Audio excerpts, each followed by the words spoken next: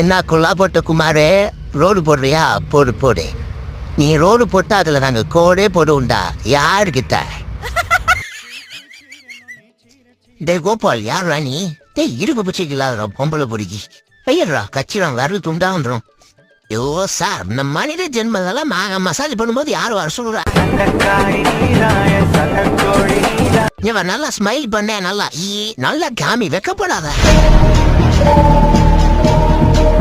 1 மணி நேரம் இல்ல, 9 நாள் தென்னோட உங்களால் அந்த எலியை பிடிக்க முடியாதா? எவனோ ஒருத்தன் லேஸ் பாக்கெட் உள்ள தலையை விட்டு தின்னுறான். அது நீங்க கிடையாதுல. ஐயோ ஐயோ, என்ன போய் என்ன சந்தேகம்? அந்த மாதிரி பாக்கலாம் எனக்கு கிடையாது.